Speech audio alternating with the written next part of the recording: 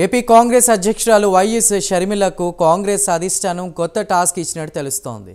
ముఖ్యంగా ఏపీకి సంబంధించి కడప పార్లమెంటు నుంచి ఎంపీగా పోటీ చేయాల్సిందిగా సూచన చేసినట్టు తెలుస్తోంది. అయితే అదే కాంగ్రెస్లో ఉన్నటువంటి కొంతమంది నేతల సజెషన్ ప్రకారం అసెంబ్లీలో కనుక వైఎస్ షర్మిల వాయిస్ వినిపిస్తే ప్రత్యర్థులు కావచ్చు, ఇంకెవరైతే ఉంటారో వాళ్ళకి సంబంధించి కూడా వాళ్ళు చేసిన తప్పులపై గట్టిగా ఫైట్ చేస్తారు, మాట్లాడతారు అనేటువంటి మాట కూడా వినిపిస్తోంది.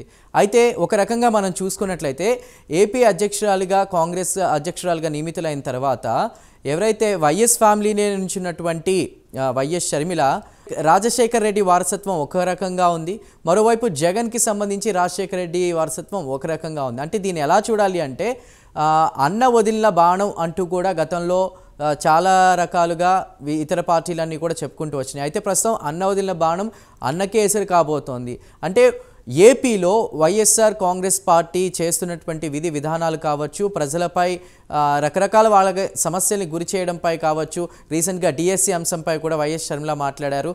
ఇలా అన్న వదిలిన బాణం అన్న మీదకే రిటర్న్ వెళ్ళిందా అనేటువంటి రీతిలో కూడా కామెంట్స్ వస్తున్నటువంటి పరిస్థితి.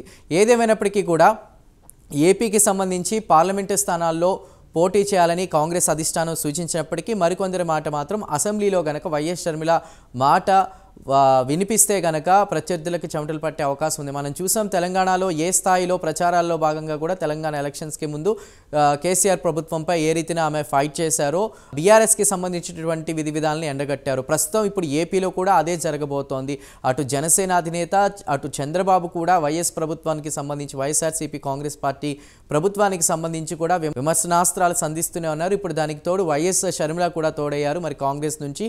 సో ఏదైనప్పటికీ కూడా మరి ఈ నిర్ణయానికి సంబంధించి కూడా ఆలోచనని వైఎస్ షర్మిలకి అధిష్టానం వదిలేసినట్టు తెలుస్తోంది. ఇక ఈ నెలాఖరుకి సంబంధించి కూడా 24 టైంలో తన కుమారుడు వివాహం రిసెప్షన్ తర్వాత కాంగ్రెస్ పార్టీకి సంబంధించి ప్రచారాలు కావచ్చు, ఇక ఇతర పార్టీలపైన విమర్శలు చేయడంలో కావచ్చు ఆమె యాక్టివ్గా కాబోతున్నారు. పార్టీ కార్యక్రమాలు యాక్టివ్గా పాల్గొనబోతున్నారు. ఏదేమైనప్పటికీ సార్వత్రిక ఎన్నికలు మరికొన్ని రోజుల్లో రాబోతున్న నేపథ్యంలో వైఎస్ షర్మిల అటు ఎంపీకి సంబంధించి పోటీ చేస్తారా కడప నుంచి, లేదంటే అసెంబ్లీలో తన గొంతుకు వినిపించాలని అసెంబ్లీ ఈ ఎలక్షన్స్కి సంబంధించి కూడా ముందుకు రాబోతున్నారనేది వేచి చూడాలి.